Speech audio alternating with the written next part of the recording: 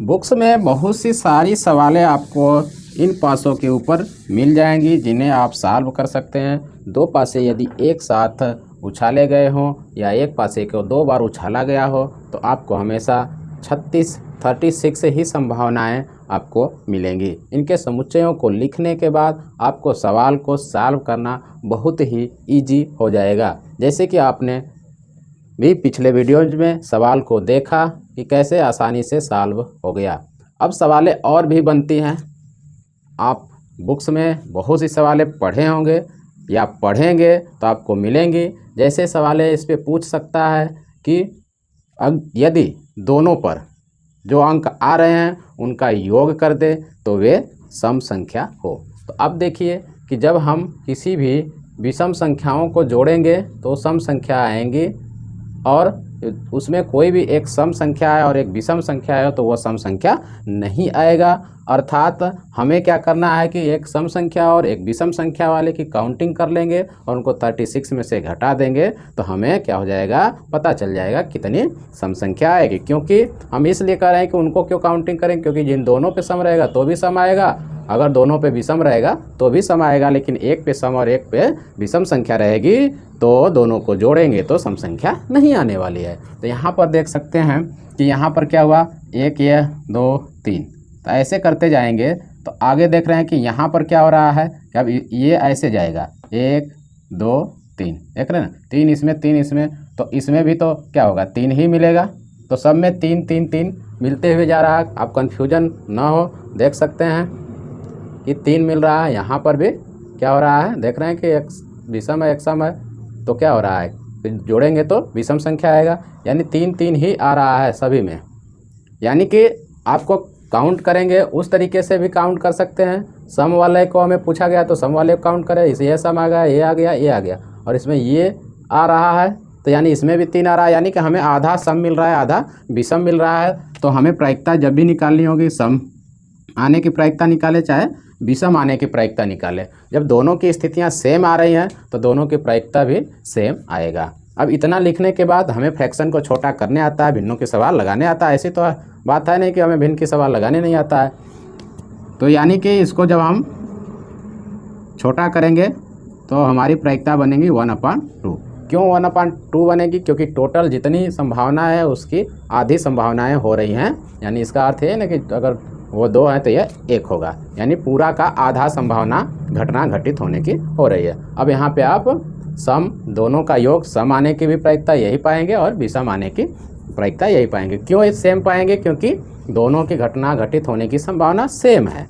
अब रह गई बात कि जोड़े तो 10 से अधिक है, कितना है 10 से अधिक। अब इसमें हमें 10 कहाँ मिलेगा, या तो 6 और 4 को जोड़ें तो बन मिलेगा, या 5 को या 6 4 को, उसके अलावा जोड़ेंगे तो सब छोटा। यानी कि 10 से अधिक कौन होगा, 1 2 3 हो रहे हैं। यानी 10 से अधिक होने की प्रायिकता अगर पूछ दिया तो क्या करेंगे, काउंट कर लेंगे, इजीली काउंट हो जाएगा, 3/36 होता है। अब इन्हें क्या कर देंगे, फिर वही काम छोटा कर देंगे तो क्या आ जाएगा 1/12। इनकी प्रायिकता आ गई 1/12 आ गया। पूछ दे सकता है कि दोनों पर 11 आए तो 11 आने की प्रायिकता क्या हो जाएगी, 6 और 5 को जोड़ेंगे ही तो 11 आएगा, नहीं तो 11 नहीं आने वाला। यानी 2/36, यानी इसे भी काटेंगे तो क्या हो जाएगा 1/18 हो जाएगा। तो इस तरीके से बहुत सारी सवालें आप पूछ सकता है। ये भी पूछ सकता है कि दोनों पर सम संख्या आने की प्रायिकता। अब देखिए दोनों पर सम संख्या तो हमें इसमें मिलेगा नहीं, मिलेगा इस वाले लाइन में मिलेगा, तो यहाँ पर 1 2 3 मिलेगा और यहाँ पर मिलेगा, क्योंकि इसमें दोनों पे सम आएगा नहीं, क्योंकि ये विषम वाली लाइन है, ये सम है। तो 1 2 3 यहाँ और 1 2 3 यहाँ, 3 3 6 3 9, दोनों पे सम आने की प्रायिकता क्या हो गई 9/36। यानी इसको विभाजित करेंगे, छोटा करेंगे तो 1/4 आ जाएगा। इस प्रकार से हम इसको सॉल्व कर सकते हैं। दोनों पे विषम आने की संभावना करेंगे तो वही बात होगी, 1 2 3, इसमें भी 1 2 3 और इसमें भी, तो यही आने वाला है 9 है। अब बात रहेगी कि दोनों का योग करें तो 3 आना चाहिए या 3 से कम आना चाहिए। तो देखेंगे यह 3 आ गया, यह 3 आ गया और ये 3 से कम, यानी 1 2 3, 3/36, यानी ये वाली जो है प्रायिकता आ जाएगी। 3 में आप को किसी भी तरीके से सवाल को दे सकता है, लगाने के लिए पूछ सकता है, लेकिन हमारे पास ये डाटा उपलब्ध रहेगा तो इस डाटा में हम सर्च करके और इजीली सर्च कर पाएंगे। इसमें कोई ज़्यादा कठिनाई वाला कार्य नहीं है, क्योंकि इस पर ट्रिक्स पे जाते हैं। जैसे हमने अभी देखा ना कि 3 गिना ऐसे दिख रहा है इजीली, क्योंकि हम वहाँ पे पकड़ेंगे कि देख रहे हैं कि नहीं, हाँ यहाँ पर ही यही हमें डाटाज उपलब्ध हैं, इसी सेट को लेना है। काउंट करके हम उनका प्रायिकता को फाइंड कर लेंगे।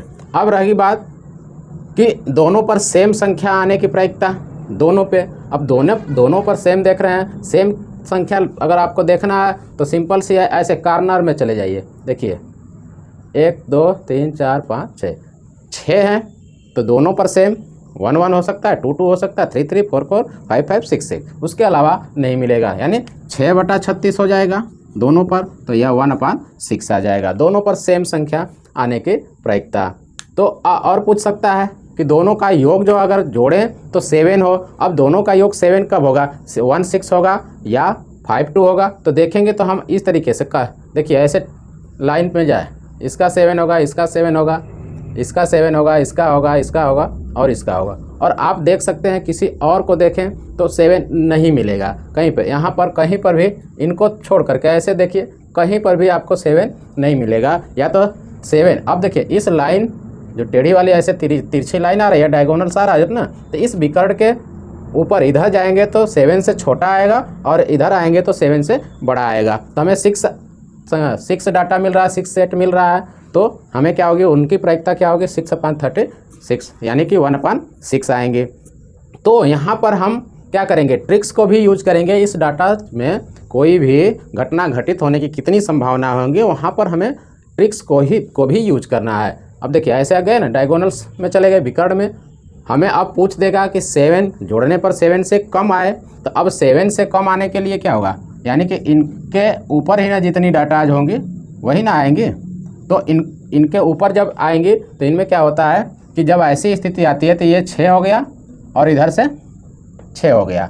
तो अब इसमें क्या करना होता है, 6 है और इनमें जब इसको ले रहे हैं तो ये 5 हो गया, तो 5 होगा और इसमें 4 होगा, इसमें 3 होगा और इसमें 2 होगा, इसमें 1 होगा क्रमशः। यानी 5 5 4 9 9 3 12 और 12 3 15, यानी 15 डाटा हमारे पास उपलब्ध होंगे, यानी 15/36 कर देंगे। तो कोई भी चीज़ पूछेगा उसको हम आसानी से सर्च करके लिख सकते हैं, क्योंकि प्रोबेबिलिटी जो होती है, प्रायिकता आपको निकालने आता है। पिछले वीडियोज में जा करके आप देख चुके हैं। यदि आपको अभी कन्फ्यूजन है तो मैं फिर से बता दे रहा हूँ कि प्रायिकता वह होती है जो घटना घटने की कुल संभावना होती है उसको नीचे लिखते हैं। जैसे आप सभी जगह देखे होंगे कुल संभावना को नीचे लिखा गया है, और जिसके बारे में पूछी जाती है उसकी संभावना कितनी होती है उसको ऊपर लिखते हैं और उसको विभाजित करके छोटा करके हम ला देते हैं। यदि छोटा नहीं होता तो वहीं पे छोड़ देते हैं, वही हमारी प्रायिकता होती है। इस तरीके से हम किसी भी प्रायिकता के सवालों को ईजिली सॉल्व कर सकते हैं। यदि आपको प्रायिकता की कोई भी सवाल परेशान कर रही है,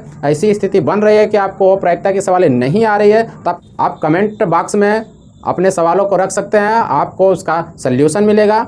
तो ये वीडियो कैसी लगी, अच्छी लगी तो एक लाइक ज़रूर करिएगा। इस वीडियो में बस इतना ही। लगातार बने रहिए हमारे YouTube channel your future life के साथ। आज के लिए बस इतना ही। नमस्कार, धन्यवाद।